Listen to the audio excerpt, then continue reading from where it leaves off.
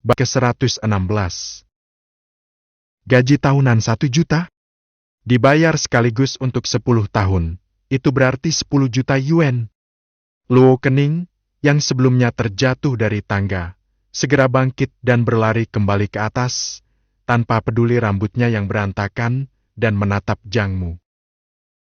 "Mas, kamu serius?" Jiang Mu tidak ingin banyak bicara. Dia hanya menunjukkan ponselnya yang menampilkan saldo 10 juta yuan sebagai uang tanda tangan kontrak. Mata Luo Kening langsung berbinar, seakan terang seperti lampu 100 watt. Angka itu menari-nari di benaknya, 10.000, 100.000, sejuta, 10 juta. "Aku cinta ini." "Mas, menjadi asisten pribadi Anda adalah kehormatan bagi saya." "Jiang Mu? Kamu kan lulusan ganda master dari Universitas Hukum Yanjing dan Universitas Shifu Yanjing. Apakah pekerjaan ini tidak terlalu rendah untukmu?" "Tidak, tidak sama sekali." Di depan 10 juta, ganda master tidak ada apa-apanya. "Aku bekerja hanya untuk menghasilkan uang." "Tidak ada uang, jangan bicara soal impian." "Kebanggaan sebagai lulusan ganda master?" "Apa itu?" "Kamu bilang meskipun tidak menemukan pekerjaan, kamu lebih baik mati kelaparan di jalan daripada menjadi asisten pribadiku." "Sika, Mas, prinsip manis setelah pahit harus dipahami." Sudut bibir Jiang Mu sedikit berkedut. Dia merasa bahwa Luo Kening benar-benar keras kepala. "Baiklah, kalau begitu mari kita duduk dan bicara lebih lanjut." "Tidak masalah." Ngobrol-ngobrol selama sekitar 5 menit. Luo Kening langsung merasa seperti sedang bermimpi.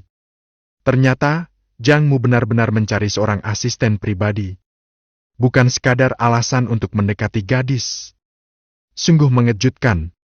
Kejutan 10.086. "Mas, jangan-jangan keluargamu punya tambang emas?" Asisten pribadi yang serius, tanpa masa percobaan, langsung bekerja. Gaji tahunan 1 juta, dibayar sekaligus untuk 10 tahun. Selama hidupnya, Luo Kening belum pernah melihat hal seperti ini. Jiang Mu hanya tersenyum. Keluarganya memang tidak punya tambang emas, tapi dia punya sistem. Jika uang tanda tangan 10 juta tidak dihabiskan, hatinya tidak akan tenang. Apalagi setelah melihat CV Luo Kening, wanita ini benar-benar berbakat.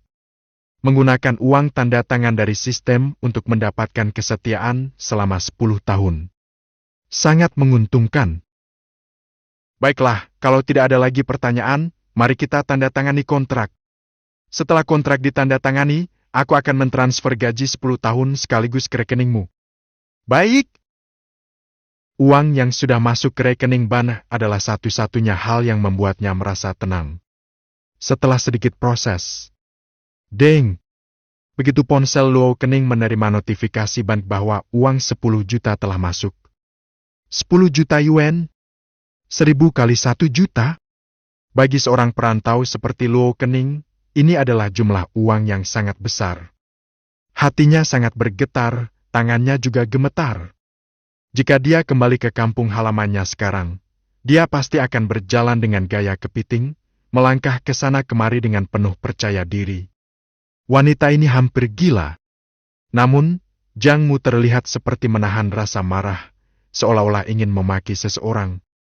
Ternyata, setelah kontrak ditandatangani, sistem juga segera mengirimkan hadiah pengembalian tunai. Pengembalian tunai acak dari 1 hingga 100 kali lipat. Hasilnya, angka 8. Pengembalian tunai 8 kali lipat. Sial, kenapa cuma 8 kali? Dia mengira setidaknya akan mendapatkan 50 kali lipat. Kalau tidak, minimal 20 atau 30 kali lipat. Siapa sangka hanya mendapatkan 8? Sialan, bolehkah aku memaki? Sudahlah, jaga bicara. Jangan ngomong angka 8. Mari bersikap sopan. Deng! Saat itu, sistem mengirimkan notifikasi bahwa pengembalian tunai sebesar 80 juta juga telah masuk. Melihat notifikasi Ban, rasanya seperti disakiti 2 kali. Sangat kecewa. Minuman soda di tangannya tiba-tiba menjadi tidak menyenangkan. Jiang Mu melemparkan ponselnya ke samping dan memberi isyarat kepada Luo Kening untuk melapor ke warung real estate besok. Bagaimanapun, yang paling mendesak saat ini adalah proyek perumahan di kawasan lama. Ngomong-ngomong soal proyek kawasan lama, Jiang Mu tiba-tiba merasa ingin membakar dupa sepanjang 40 meter, memohon kepada Buddha agar hadiah pengembalian tunai 1 miliar dari dana pengikut setia ini benar-benar besar. Tolong jangan angka 8 lagi. Kalau dana tidak cukup, proyek kawasan lama tidak bisa dijalankan. Hanya membayangkan beberapa hari terakhir ketika dia harus merendahkan diri di depan Ouyang Yunmeng saja sudah membuatnya ingin meledak. Jika tidak mendapatkan imbalan yang sebanding, dia bisa mati karena kesal. Tiba-tiba merasa sangat takut. Pada saat yang sama, Luo Kening tampak seperti bebek yang terpaku di tempat, terkejut. Bukan, lebih tepatnya tertegun. Karena posisi berdirinya, dia secara alami melihat notifikasi bahwa Jiang Mu baru saja menerima 80 juta yuan. Dan, Jiang Mu terlihat kesal, bahkan membuang ponselnya. Seolah-olah uang yang diterima bukan 80 juta, melainkan hanya 800 yuan. Astaga, dia baru saja menerima 10 juta, rasanya ingin terbang ke surga. Tapi Jiang Mu tampak sangat kesal. Apakah ini perbedaan antara satu orang dengan yang lain? Apakah kita masih bisa bermain bersama dengan menyenangkan? Namun, kejadian kecil ini semakin memperkuat keyakinan Luo Kening bahwa Jiang Mu adalah orang yang sangat kaya.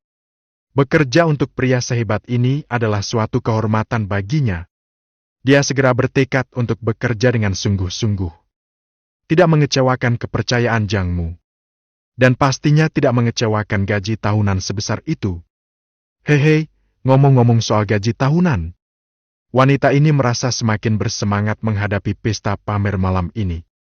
Bukankah Ouyang Yunmeng hanya ingin memamerkan villa senilai beberapa puluh juta? Maaf, aku tidak peduli. Wanita, mengandalkan pria bukanlah kehebatan. Mengandalkan diri sendiri, itulah cara hidup yang paling bersinar. Gaji tahunan 1 juta, paham? Saldo ban 10 juta, paham? Di tempat pamer. Maaf, aku mungkin akan mengambil alih acara ini. Ouyang Yunmeng, kamu sudah siap? Di sisi lain di Jiangshan Beiwan, Ouyang Yunmeng sudah siap sejak lama. Sisa beberapa juta dari dana pengikut setia digunakan Jiang Mu untuk menyewa tim profesional terbaik, mengatur dan merencanakan acara. Saat ini, musik lembut diputar di villa, dengan balon warna-warni yang tersebar di mana-mana. Di ruang tamu, minuman malam ini sudah siap. Semuanya adalah Red Peachka. Entah bagaimana reaksi Luo Kening saat melihatku menggunakan Red Peachka yang harganya lebih dari 20.000 per botol untuk berendam kaki. Apakah dia akan sangat iri sampai wajahnya berubah hijau? Dengan mengenakan gaun putih yang cantik, Ouyang Yunmeng tampak angkuh seperti seekor angsa. Hehe, tentu saja dia akan iri. Tapi aku khawatir dia tidak berani datang. Sahabatnya, Ma Yiting, sudah tiba, dan dia sibuk mengambil foto sambil mengisi data ponsel 5 menit, memotret selama 2 jam.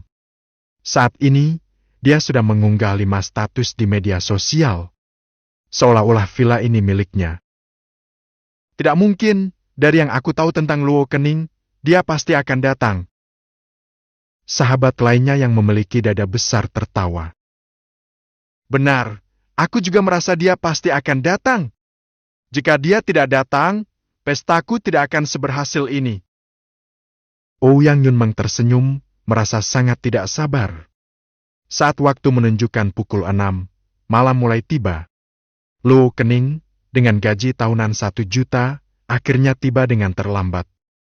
Jujur saja, meskipun sepanjang perjalanan dia terus mengingatkan dirinya sendiri, bahwa tidak peduli seberapa mewah villa Ouyang Yunmeng, dia tidak boleh menunjukkan sedikit pun rasa iri. Namun, aku tidak bisa melakukannya. Saat Luo Kening memasuki villa yang bernilai 60 juta yuan, dia mengaku, dirinya merasa sangat iri. Pohon lemon dengan buah lemon. Dan aku, di bawah pohon itu. Luo Kening menarik napas dalam-dalam, bahkan udara yang dihembuskannya terasa asam. Oh, Kening, kenapa kamu baru datang? Tiba-tiba, Ratu Pamer muncul. Bab ke-117. Ouyang Yunmeng, yang mengenakan gaun putih panjang, tampak sangat anggun dengan tatapan mata yang penuh percaya diri.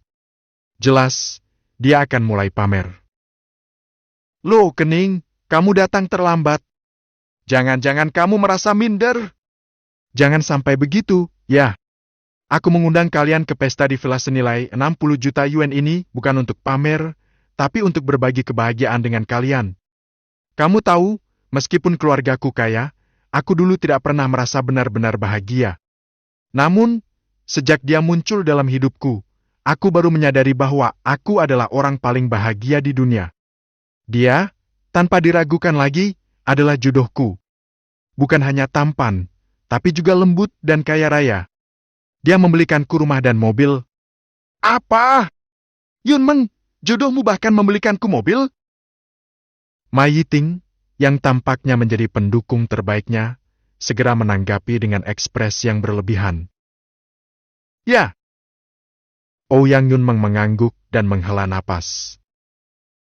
Aku sebenarnya sudah menolak, tapi dia bersikeras membelikanku, dan bahkan sekaligus membeli 2 mobil, 1 Ferrari LaFerrari dan 1 lagi McLaren P1. Begitu kata-katanya selesai, kebetulan Wu Feti dari dealer mobil mewah itu datang mengantar kedua mobil tersebut.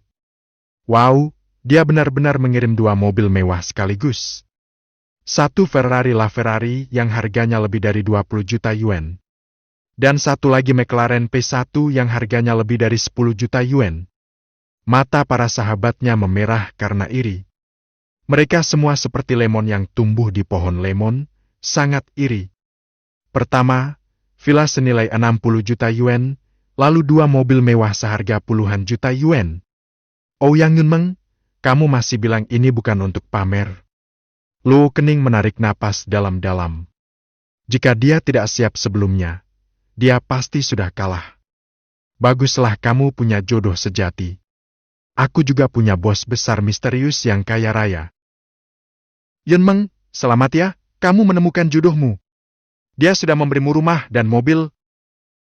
Luo Kening tersenyum mengucapkan selamat, lalu menggelengkan kepala dengan sedih. Tidak seperti aku, sendirian di Anjing, semua harus kuandalkan sendiri. Contohnya hari ini, aku terlambat bukan karena minder, tapi karena aku pindah pekerjaan dan menandatangani kontrak dengan bos baru, jadi sedikit terlambat. Apa? Kening, kamu tidak jadi pengacara lagi? Melihat Luo Kening yang tampak sedih, Ouyang Yunmeng merasa sangat senang. Bagaimanapun, menurutnya, keputusan Luo Kening untuk pindah pekerjaan pasti karena dia tidak bisa lagi bertahan di dunia hukum. Sangat menyenangkan. Sangat menyenangkan. Ya, aku tidak jadi pengacara lagi. Luo Kening tetap tampak sedih. Sungguh disayangkan, dunia hukum kehilangan seorang wanita cerdas yang cantik. Ouyang Yunmeng berpura-pura merasa kasihan, lalu melemparkan pertanyaan yang lebih mengundang perhatian. Lalu, setelah pindah kerja, apa pekerjaanmu sekarang? Asisten pribadi. Apa? Lulusan ganda master dari Universitas Shifu Yanjing dan Universitas Hukum Yanjing, malah menjadi asisten pribadi? Itu terlalu rendah, bukan? Kesenangan di hati Ouyang Yunmeng kembali bertambah. Kening, bukan aku merendahkanmu. Kamu begitu berbakat, dulu kamu bahkan menduduki peringkat pertama di daftar gadis tercantik kampus kita. Kenapa kamu malah jadi asisten pribadi? Aku rasa tidak apa-apa. Bekerja kan untuk mencari uang. Bos baru menawarkan gaji tahunan 1 juta yuan, dan dia membayar 10 tahun sekaligus. Apa? Gaji tahunan 1 juta? Dan dibayar sekaligus untuk 10 tahun. Kesenangan pamer Ouyang Yunmeng tiba-tiba lenyap dari wajahnya. Bagaimana mungkin? Ada bos sebaik itu? Luo Kening tersenyum, tahu bahwa Ouyang Yunmeng sulit mempercayainya. Dengan tenang, dia mengeluarkan ponselnya dan menunjukkan pesan pemberitahuan dari bank. Ouyang Yunmeng memeriksa dengan mata terbelalak dan seketika merasa tidak senang. Mai Yiting dan yang lainnya juga sangat bingung. Gaji tahunan 1 juta, apa artinya itu? Dan apa artinya dibayar sekaligus untuk 10 tahun? Apalagi, Luo Kening mendapatkannya dengan kemampuannya sendiri, tanpa mengandalkan orang tua atau bantuan dari pacar. Meskipun Ouyang Yunmeng memiliki villa senilai 60 juta dan mobil mewah senilai puluhan juta. Tetapi menghadapi gaji tahunan 1 juta, Luo Kening masih berada di atas angin. Namun, semua itu adalah pemberian orang lain. Dengan demikian, Ouyang Yunmeng tidak bisa lagi memamerkan villa dan mobil mewahnya di depan Luo Kening. Jelas, dia tidak bisa. Ouyang Yunmeng merasa seperti menelan lalat, sangat tidak nyaman. Mai Yiting dan yang lainnya juga terdiam, dan suasana di dalam villa menjadi sangat canggung. Sampai seorang pria tampan dengan tangan di saku masuk, barulah keheningan pecah. Bukankah ini kamu? Mai Yiting adalah yang pertama mengenali Zhang Mu. Bukankah ini pria kaya yang pernah makan anggur seharga 2.000 yuan satu butir? Oh, dia juga adalah direktur rumah sakit DT. Kenapa dia ada di sini? Tuan Zhang, kenapa Anda ada di sini? Luo Kening juga melihat Zhang Mu masuk, dan segera menyambutnya dengan penuh semangat. Jika Anda butuh sesuatu, hubungi saja saya. Sebagai asisten pribadi, saya akan segera menanganinya. Malam ini, dia bisa tetap bertahan di depan Ouyang Yunmeng, tak lain berkat gaji tahunan 1 juta dari Zhang Mu. Dia sangat berterima kasih atas pengakuan tersebut. Apa? Mai Yiting tertegun di tempat, jadi bos yang memberikan gaji tahunan 1 juta kepada Luo Kening adalah pria ini. Karena itu, dia tidak berani lagi meragukan apapun. Bagaimanapun, seorang pria kaya yang bisa makan anggur seharga 2.000 yuan satu butir dan juga direktur rumah sakit DT menawarkan gaji tahunan 1 juta untuk asisten pribadi, itu sangat wajar, bukan? Dan dengan kecantikan Luo Kening, kemungkinan besar pekerjaan asisten pribadi itu hanya kedok, kan? Kita semua wanita, Mai Yiting bisa memikirkan itu. Jadi, bagaimana mungkin Ouyang Yunmeng tidak memikirkan hal itu? Dia langsung merasa terancam. Luo Kening, kamu ingin bersaing denganku untuk menjadi gadis tercantik di sekolah. Sekarang, setelah keluar dari sekolah, kamu masih ingin bersaing denganku untuk mendapatkan pria ini? Sungguh tak tahu malu. Ouyang Yunmeng marah dan langsung mendekati Zhang Mu, bertanya dengan tajam. Sayang, apa maksudnya ini? Kenapa kamu menawarkan gaji tahunan 1 juta untuk menjadikannya asisten pribadimu?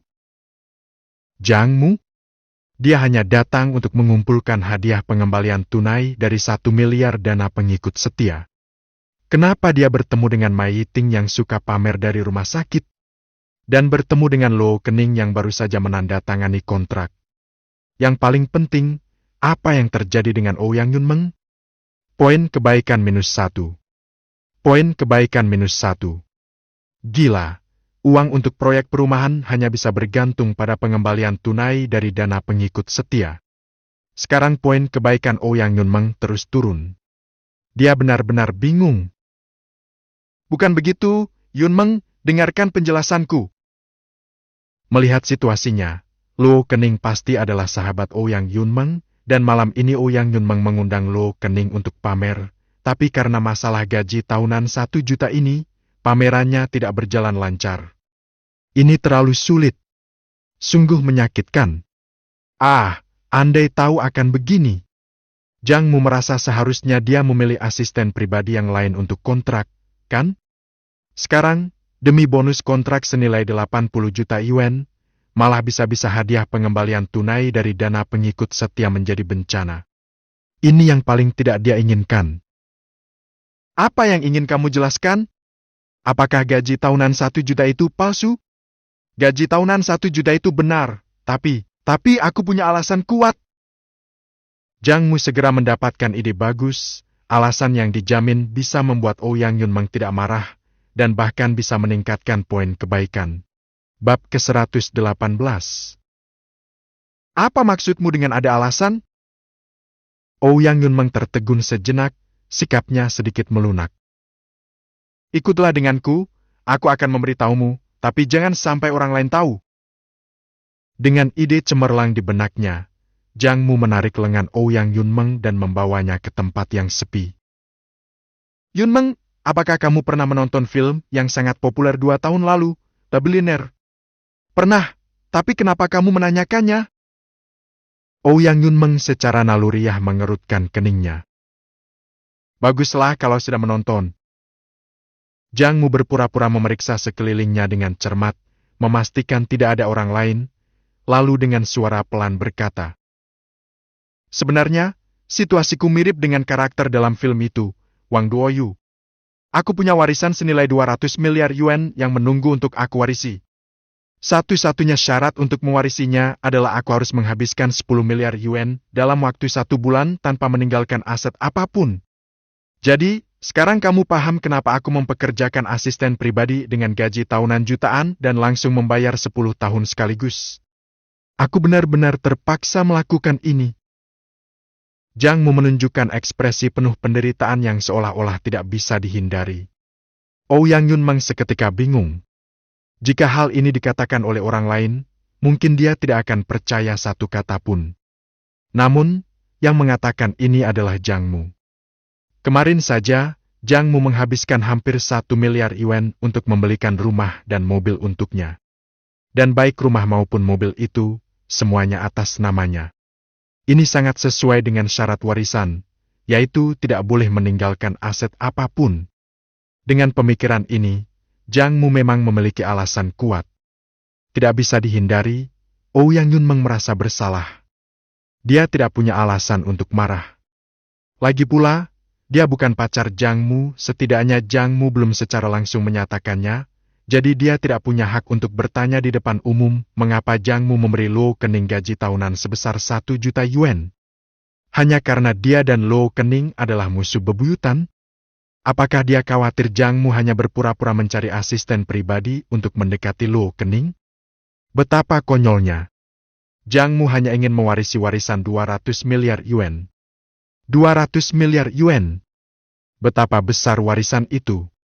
Bisa dibayangkan jika gadis lain mengetahui hal ini, entah berapa banyak wanita akan mengejar Jang Mu.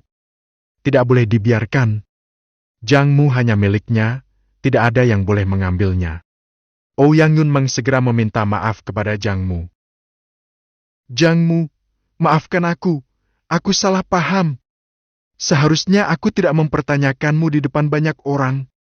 Kamu boleh memarahi atau menghukumku. Semakin dia bicara, semakin dia merasa bersalah, sampai air matanya mulai mengalir dan dia memukul dirinya sendiri dengan kepalan tangan kecilnya. Melihat ini, Jang Mu segera meraih lengannya. Tidak apa-apa, yang penting kamu mengerti aku. Sebenarnya, aku seharusnya menjelaskan semuanya dari awal. Hanya saja saat menerima tantangan warisan itu, pihak lain memintaku untuk tidak memberitahu siapapun, jadi aku. Jang Mu, tidak perlu dijelaskan lagi, aku sudah mengerti semuanya. Ouyang Yunmeng pernah menonton The Billionaire dan tahu bahwa salah satu syarat untuk mewarisi warisan adalah, selain menghabiskan 10 miliar yuan dalam sebulan tanpa meninggalkan aset apapun, juga tidak boleh memberitahu siapapun. Dan sekarang, Jang Mu, untuk menghindari kesalahpahaman, justru memberitahu rahasia penting ini kepada dirinya. Ini menunjukkan betapa pentingnya dirinya di hati Jang Mu. Dia merasa sangat terharu. Kemudian, poin kebaikan bertambah 2. Poin kebaikan bertambah 3. Poin kebaikan bertambah 5. Poin kebaikan saat ini, 93. Dengan tipu daya yang cerdik, Jang Mu tidak hanya mengembalikan poin kebaikan yang sempat turun, tetapi juga berhasil mengumpulkannya lagi. Gila, ini sangat efektif. Jang Mu merasa dirinya sangat pintar, tinggal menunggu hadiah pengembalian tunai dari dana pengikut setia. Sementara itu, Ouyang Yunmeng tidak hanya merasa semakin dekat dengan Jang Mu, tapi juga mulai memikirkan berbagai hal. Menurutnya, tantangan untuk mewarisi 200 miliar yuan itu pasti tidak sesederhana yang Jang Mu katakan. Semakin besar keluarga kaya, semakin banyak persaingan di dalamnya. Tidak bisa dipercaya bahwa Jang Mu, yang selalu tampak ceria, sebenarnya memikul beban yang begitu besar di belakangnya. Jangmu, aku benar-benar salah. Jika dibandingkan denganmu, aku terlalu kekanak-kanakan. Aku akan menjaga rahasia ini dan bersedia menghadapi tekanan persaingan keluarga bersamamu. Dengan air mata yang terus mengalir, Ouyang Yunmeng langsung memeluk Jangmu dan menangis sejadi-jadinya di pelukannya. Jangmu? Apa ini? Apakah aku benar-benar memikul beban berat? Kenapa aku sama sekali tidak menyadarinya? Tolong, jangan membuat cerita tambahan. Namun, poin kebaikan bertambah 1. Poin kebaikan bertambah lagi 1. Poin kebaikan saat ini, 95. Sungguh luar biasa. Jangmu menenangkan dirinya, lalu menepuk punggung Ouyang Yunmeng. Terima kasih, sepertinya hanya kamu yang benar-benar mengerti aku. Bagi seorang gadis, mengatakan bahwa dia mengerti perasaan kita, pasti tidak salah. Benar saja, poin kebaikan Ouyang Yunmeng bertambah lagi 1, menjadi ke-96. Dan dia pun memeluk Jangmu semakin erat, semakin erat.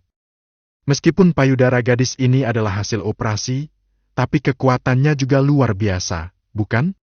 Jangmu merasa seluruh tubuhnya kaku, tidak bisa bergerak. Setelah 10 menit, mereka berdua kembali ke keramaian. Sebagai pengamat, Ma Yiting sama sekali tidak menyangka bahwa Jangmu adalah pria kaya yang pernah dia temui di rumah sakit, sekaligus bos misterius yang menawarkan gaji jutaan kepada Luo Kening, serta orang yang membelikan rumah dan mobil untuk Ouyang Yunmeng. Terutama 2 hubungan terakhir, informasi ini pasti akan mengejutkan. Namun, apa-apaan ini? Ouyang Yunmeng yang sebelumnya marah, sekarang tampak malu-malu, mengikuti Jangmu dengan patuh. Yang lebih parah, wajahnya dipenuhi rasa bersalah. Tolong, orang yang salah adalah Jangmu, bukan? Dengan berpikir sedikit saja, kita semua tahu bahwa Jangmu yang menawarkan gaji jutaan kepada Luo Kening sebagai asisten pribadi pasti punya maksud tersembunyi. Pacar resminya sendiri memergoki, seharusnya langsung dihadapi, bukan? Tapi sekarang, kenapa malah Ouyang Yunmeng yang merasa bersalah? Semua orang terdiam, mereka merasa kebingungan dan hampir gila. Maafkan aku, semuanya.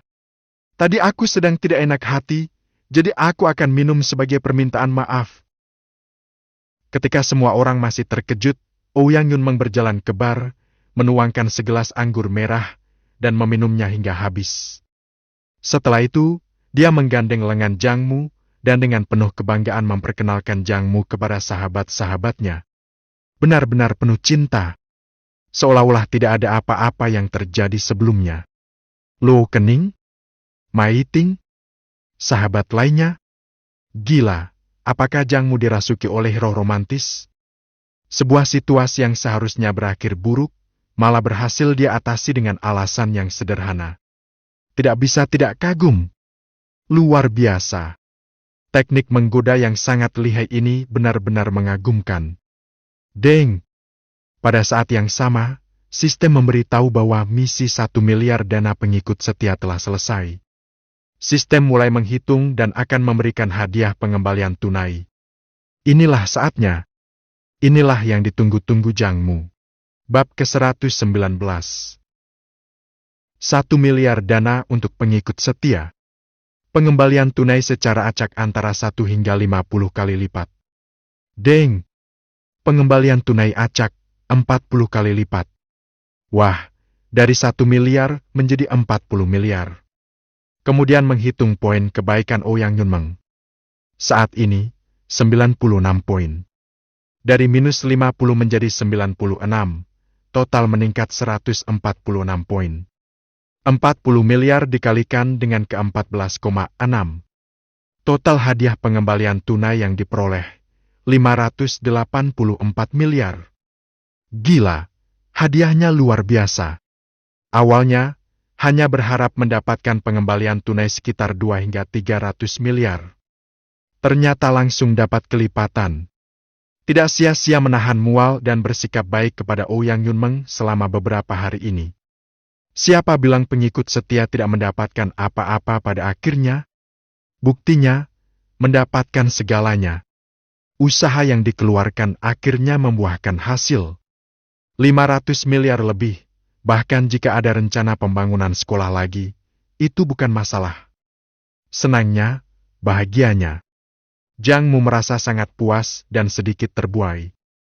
Jadi, waktunya berpesta? Tidak, maaf. Jang Mu menyatakan bahwa waktu pengikut setianya sudah habis. Yun Meng, aku ada urusan, jadi aku harus pergi duluan. Kalian bersenang-senanglah. Semua orang tertegun, pesta belum dimulai, tapi tuan rumah sudah mau pergi. Hanya sekadar tampil lalu pergi. Bukankah ini terlalu mengabaikan? Namun, baiklah, sayang. Kalau kamu ada urusan, jangan khawatirkan kami. Bibir Ouyang Yun Meng seolah diolesi madu, tanpa sedikit pun keluhan. Semua orang, mereka sangat curiga apakah Jang Mu telah memberikan obat tertentu kepada Ouyang Yun Meng, sehingga membuatnya sangat patuh. Sebagai sahabat terbaik, Ma Yiting merasa perlu mengingatkan Ouyang Yun Meng.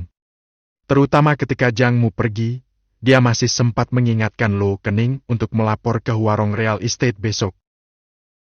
Yun Meng, aku rasa kamu perlu mencari waktu untuk bicara dengan Jang Mu secara serius.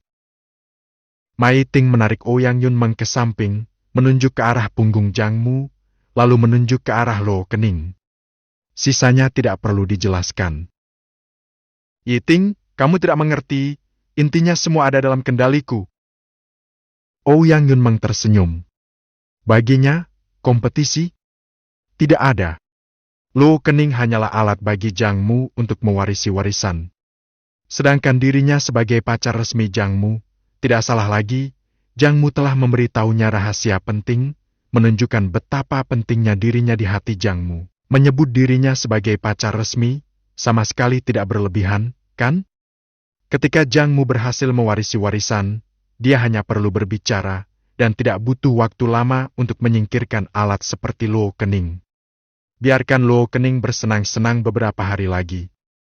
Namun bagi Lo Kening, dia bisa mendengar maksud tersembunyi dalam kata-kata Ouyang Yun Meng. Tetapi dia sama sekali tidak peduli. Bagaimanapun, menurutnya, Ouyang Yun Meng sama sekali bukan pacar resmi Jang Mu. Kalau tidak, bagaimana mungkin dia bisa dengan mudah dibujuk dengan beberapa kata? Karena tidak ada yang menjadi pacar resmi Jang Mu, jadi apa yang membuatmu merasa lebih unggul? Kamu dan aku berada di garis start yang sama, bersainglah dengan adil.